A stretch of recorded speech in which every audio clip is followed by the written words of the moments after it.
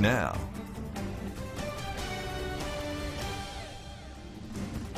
Good evening, everyone. It's an unusual crime. Bales of cotton cut open and others lit on fire. But that's the damage some area farmers recently woke up to. Now they're asking for help finding the vandals while trying to figure out how bad this will hit their pocketbook. The cost is already in the thousands of dollars. Now state and local law enforcement are trying to find out who destroyed these crops. Our Jory Talley met one of those farmers today to see the damage up close. She joins us in the studio with the very latest. Devastating. It's the only way William Tabb can find to describe the damage.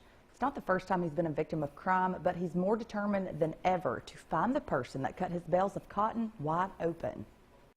William Tabb and other farmers started picking up cotton early Thursday morning. The Webster County farmer found nearly 40 of his cotton bales damaged, worth about $80,000. If you want to keep doing this kind of stuff, don't wear clothes and don't eat. It's not the first time there's been a crime down on the farm. I've had a pickup stolen in daytime, in broad daylight, in the field that I was working in. I've had tons of equipment vandalized. I've had my pickup broken into a handful of times. I've had tools, thousands of dollars worth of tools stolen. I even had a Webster County supervisor caught on my property trespassing and poaching. Tabb says it's time for something to be done. Guess how many times justice has been served? 0. So Webster County's like the Wild West. Bales of cotton were burned on another farm in Montgomery County. How do we work all year and then rest at night, knowing that people are out here, they don't have enough morals not to come cut your cotton, ride around, set your cotton on fire? Jeff Briscoe is helping Tabb literally pick up the pieces of his crop that he can salvage. He's been in the ag business for decades and has never seen anything like this. We all kind of stick together and work together and try to help each other out when bad situations come along like this. It's just a shame that this happened. The damaged crop will cost Tabb money this year and next year. If I don't get all my cotton ginned on this particular farm, it'll have a trickle effect on everything. I'll lose the actual cotton. I'll lose the cotton on the ground up there. I'll lose it in grades if we get a lot of dirt in it, if it rains on it. And then I'll also lose my yield for my next insurance premium. Tabb says he's thankful for the Farm Bureau Federation reaching out to him, offering advice and help. If you have any information on this case, call the Mississippi Agriculture Theft Bureau at the number on your screen. The sexual battery trial continues for a man whose job it was to guide and protect at-risk children. 45-year-old Seth Copes, along with his wife, were house parents at Palmer Home in Columbus, but Copes is charged with the sexual battery of 2 sisters under the age of 12. In day 3, the state questioned Lakeisha Thompson with DHS. She interviewed the victims following their report of sexual abuse. Both sides argued about the presentation of video evidence from the girls' original interviews. Copes faces a possible sentence of life in prison if convicted. The trial is expected to last until the end of the week. Mississippi Highway patrolman is injured after his patrol car is hit head-on. This crash happened on Munsford Drive, just off I-22 in New Albany. MHP says the trooper had minor injuries and was taken to a local hospital. A spokesman says there are a lot of details to be sorted out about the crash. More information will be released a little later. In other news, a Lee County judge rules a case will go forward against a Marietta man charged with hitting and causing the death of a child as he got on a school bus. Our Allie Martin was at today's preliminary hearing and has the latest. During the hour-long preliminary hearing, Mississippi Highway Patrol troopers said eyewitnesses all reported that a school bus was stopped with its crossing arm extended, stop sign out, and all lights flashing when 22-year-old Hunter Newman's vehicle struck 9-year-old Dalen Thomas the morning of October 31st. Thomas, who was autistic and partially deaf, died later that day from his injuries. Newman is now charged with culpable negligence manslaughter. His defense attorney, Tony Faris, describes the incident as a, quote, perfect storm. This is nothing but a tragic accident. Faris requested the preliminary hearing, asking the court to decide if there was enough evidence for the felony charge his client faces.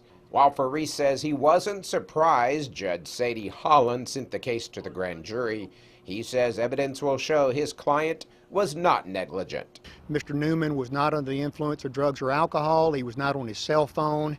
And the question is, did the child dart out in front of him, and was the sign out from the school bus, and did Mr. Newman have an adequate amount of time to stop? We maintain that from the evidence that we heard today, the school bus driver, pursuant to the policies and procedures, are supposed to give a signal, a hand signal for a child crossing a lane of traffic to load on a school bus. And this school bus driver did not give that signal. An attorney with the DA's office did not want to go on camera, but did say they feel they have a strong case against Mr. Newman. The next Lee County grand jury will meet in January. In Tupelo, Allie Martin, WCBI News. And Newman is out of jail on bond. A Crawford man is accused of shooting up a birthday party. Now 22-year-old Jamie Hubbard is charged with shooting into an occupied dwelling. Lowndes County deputies got a call Tuesday night about someone shooting into a home where a birthday party was being held. Investigators say Hubbard got into an argument with someone inside the house, then went outside and returned with a gun. Deputies believe the people at the house kept Hubbard from coming back inside. That's when a front window was broken out and shots were fired. Hubbard was found hiding under a bed at his Malone Street house and arrested. His bond has not been set. Time to turn things over to Chief Meteorologist Keith Gibson. He joins us with a first look at our forecast. Keith? Joy, we have a mild Thursday evening developing. Temperatures still in the mid-60s. A lot of cloud cover across our region. We've had a few showers around, not a lot right now, but we will likely see a few more showers later on this evening and tonight. So there's still a chance for a little bit of rain. Notice how temperatures really don't fall too much below 60 degrees tonight. That's much warmer, about 35 degrees warmer than some of us were a few nights ago. So mild tonight, tomorrow, your Friday around 70 degrees, a few showers. Now, there's still a chance for some strong storms tomorrow night and the Saturday morning. More on that in just a few minutes. All right, Keith, thanks a lot. We'll have more news coming up in just a moment. Stay with us. From there. Witnesses at the home told investigators they remember seeing Eves. One moment she was there. What happened next is still a mystery. A young lady there said that, I don't remember exactly what the time span there, but they said she said Disappearance. Our Scott Martin joins us in the studio with this puzzling investigation. Scott. Yeah, Andrea and Joy, puzzled. That is just what investigators are. Now, this is 41-year-old Desiree Es. Now, her last known location was near the Winston and Neshoba County line. Now, investigators are just trying to figure out what happened next. A family worried about their loved one, Desiree Es. they have not heard anything about her or anything like that. They do call us every few days and see if we've had anything on her, but at this time, no. Desiree Es was last seen at a home on Highway 15 just across the Winston County line.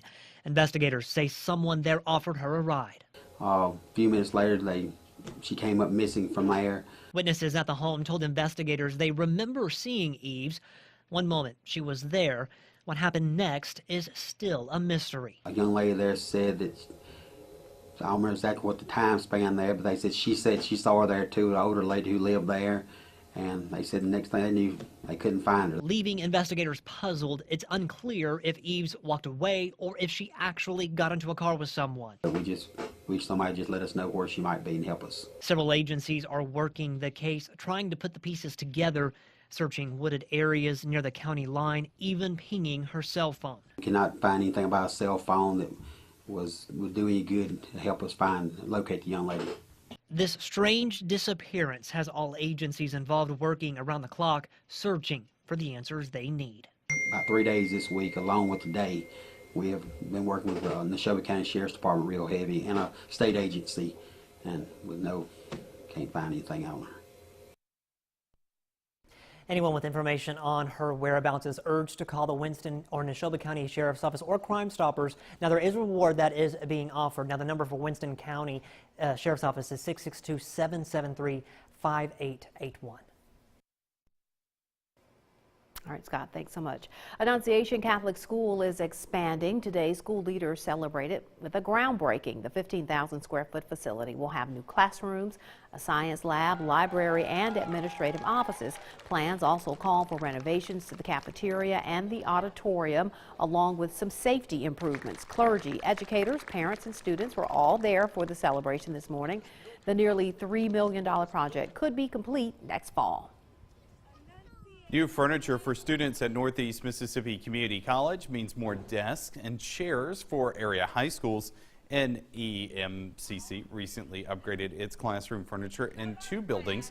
The new training tables are designed to have more functionality for students and allow for flexibility in the setup of classrooms.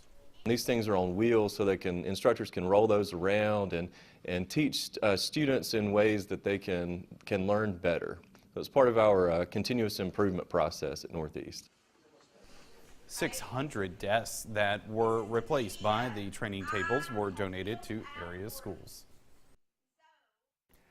Mild on Friday, temperatures topping out around 70 degrees, passing showers from time to time, maybe a storm.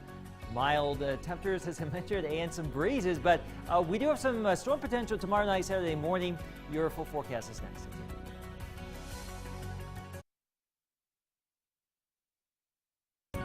Your WCBI First Alert AccuWeather forecast with Chief Meteorologist Keith Gibson. Well, we did see a little bit of sunshine today. Here's our time lapse from Vernon at Durham's Pharmacy, but that low-level moisture crept back north as expected today, so we saw more clouds than anything else, a few showers, but no real rain showers out there right now, save for maybe a sprinkler or two. The better rain showers now down to our south, and we'll see more of those later on this evening and tonight.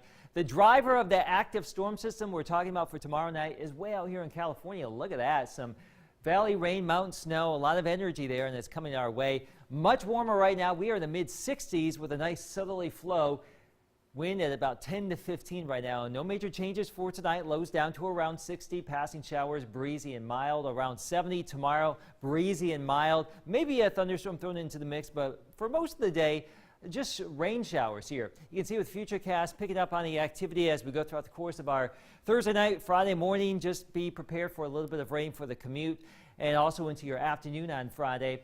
And then we make it into a little bit of a lull here late in the evening tomorrow before that storm potential really gets closer to us. Now, most of the storms will get going back to our west during our Friday evening, Friday night, and then they'll start to migrate eastward with time. And we'll just see how all of this plays out. 9 o'clock, watch this. Notice how we'll be in a bit of a lull here, but storms back to the west start to develop and then move to the east. The other wild card, like we talked about yesterday, coastal convection. Showers and storms down there along the Gulf Coast could limit what happens up here in our area, but we do have the chance for some storms at least through Saturday morning, Saturday midday, and then by afternoon hours, you can see we'll start to clear things out. So we are expecting the chance for some storms. This is not a slam dunk scenario here. The caveats being that storm complex near the Gulf Coast, and also the fact that some of the best wind energy could actually slip past the region before the most unstable air gets up here. So having said all of that, we can't rule out the possibility of some damaging wind, maybe an isolated tornado, and some heavy rain if we do see some strong storms from about 3 a.m. through about midday on Saturday. Tomorrow, probably not a severe weather threat. Saturday morning would be that chance if we get it, but we're back into the mid-70s Saturday afternoon behind the storms. There's your AccuWeather 7-day. Still around 70 on Sunday. Monday, trending cooler. We've taken that rain out of the forecast for Monday. Much cooler 40s by Tuesday and Wednesday. West Point looks to add a 10th state championship to the trophy case. We preview the back-to-back state champs' upcoming title bout next in sports. WCBI Sports with Tom Ebel is brought to you by your local Ford dealers. Go further.